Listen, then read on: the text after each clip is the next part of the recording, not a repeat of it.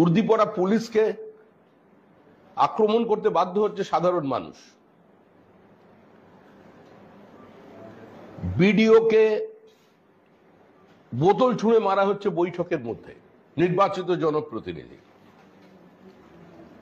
একদিকে মুখ্যমন্ত্রী ঘোষণা করছেন অন্তঃসার শূন্য ঘোষণা যে সমস্ত দখলদারি মুক্ত করতে হবে, বেসরকারি যে সমস্ত মানুষজন সরকারি জমিকে দখল। Dolphin school of hotel management মধ্যবিত্তের নাগালের মধ্যে বিদেশ যাত্রা ও ভবিষ্যৎ গড়ার সেরা ঠিকানা। Dolphin school of hotel management মধ্যবিত্তের নাগালের মধ্যে বিদেশ যাত্রা ও ভবিষ্যৎ গড়ার সেরা ঠিকানা। দখল করেছে তাদের থেকে মুক্ত করতে হবে। আর সেই ক্যাবিনেটের এই মন্ত্রী তার প্রশাসনকে প্রকাশ্যে হুমকি দিচ্ছেন। যে ভাষায় আজকে রাজ্যের একজন মন্ত্রী কথা বললেন একজন মহিলা অফিসারের সঙ্গে, যেভাবে বললেন যে বাড়ি ফিরতে পারবে না, এরা যদি গুন্ডা হয় রাত্রে বেরোতে পারবে না, তাহলে মুখ্যমন্ত্রীর বিবৃতি, মানুষের সামনে মুখ্যমন্ত্রীর আশ্বাস আজকে কোথায় গিয়ে পৌঁছেছে সেটা দেখা যাচ্ছে। একটা সর্বত্র দখলদারি তৈরি হয়েছে। পুলিশের ওপরে তৃণমূল কংগ্রেসের পরিবারেরই কোনো আস্থা নেই। হাওড়ায় তপন দত্তর মৃত্যুকে কেন্দ্র করে প্রতিমা দত্ত প্রথম বিরোধিতার সূত্রপাত করেছিলেন, সিবিআই তদন্ত চেয়েছিলেন। আজকে পশ্চিমবঙ্গের যেখানে যত তৃণমূল কংগ্রেসের কর্মী মারা যাচ্ছেন, তাদের পরিবারের প্রাথমিক দাবি হচ্ছে আমরা সিবিআই তদন্ত চাই। একদিকে শাসক দলেরই এই পুলিশের ওপরে কোনো আস্থা নেই, আর অন্যদিকে মানুষের কোনো আস্থা নেই। পুলিশ আক্রান্ত হচ্ছে, এটা খুব একটা সুখকর দৃশ্য নয়। পুলিশের দুর্নীতি আছে, পুলিশের মধ্যে বর্তমান সরকারের নেতাদের অতিরিক্ত খুশি করবার জন্য প্রোঅ্যাক্টিভনেস আছে, কিন্তু পুলিশ আক্রান্ত হচ্ছে, এটা অত্যন্ত বিপজ্জনক একটা দৃশ্য একটা রাজ্যের পক্ষে। আজকে কোন জায়গায় গিয়ে পৌঁছেছি। এই রাজ্য কার্যত এগুলো থেকে দৃষ্টি সরাতেই আজকে জলমগ্ন হয়ে গেছে সর্বত্র।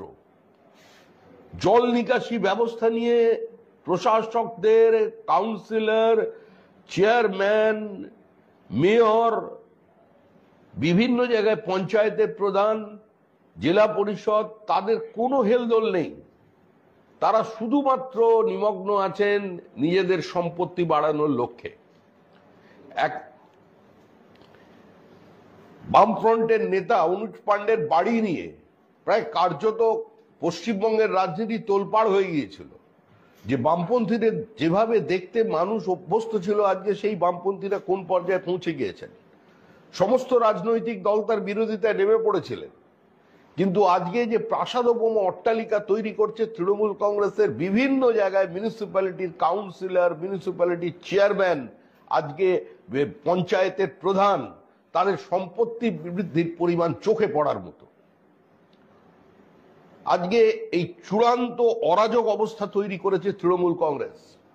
বিদ্যুৎপৃষ্ট হয়ে মৃত্যুর ঘটনা আবার ঘটছে। এই সরকার একটা নিয়ন্ত্রণহীন ব্যবস্থা তৈরি করেছে চারিদিকে। কেন্দ্রের বঞ্চনা, হঠাৎ জিএসটি নিয়ে প্রশ্ন তুলে দিচ্ছেন, বলছেন রাস্তায় নামবো। আরে জিএসটি কাউন্সিলে একটা ভোট আছে কেন্দ্র সরকারের, একটা ভোটই আছে রাজ্য সরকারের। কেন্দ্র সরকারের কোনো অতিরিক্ত ক্ষমতা নেই। অমিত মিত্র যখন জিএসটি কাউন্সিলে ছিলেন, তখন তার 40টার বেশি প্রপোজালকে মেনে নেওয়া হয়েছিল, জিএসটি কাউন্সিল মেনে নিয়েছিল। প্রত্যেক রাজ্যের অর্থমন্ত্রী তারা এই মিটিং এর সদস্য, তারা উপস্থিত থাকেন। সেখানে জিএসটি ইম্পোজ করবার ব্যাপারে কেন্দ্রের কোনো ভূমিকা নেই। এটা সম্পূর্ণ ঐক্যমত্যের উপরে নির্ভর করে জিএসটি তৈরি হয়। 6 বছরে যার বিরোধিতা করছেন না, হঠাৎ তার বিরোধিতা শুরু করলেন কেন? আর বিরোধিতা করার প্ল্যাটফর্ম তো রাজ্যসভা, লোকসভা কিংবা পশ্চিমবঙ্গের রাজপথ নয়। বিরোধিতা করতে গেলে জিএসটি কাউন্সিলে বসে বিরোধিতা করতে হবে।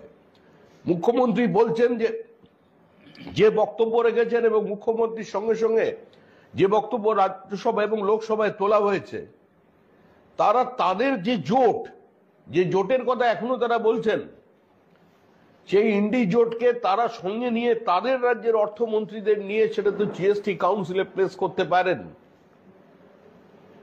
এখানে তো বিজেপি শাসিত রাজ্য কিংবা This channel does not promote any violent, harmful, or illegal activities. All content provided by this channel is meant for an educational purpose only.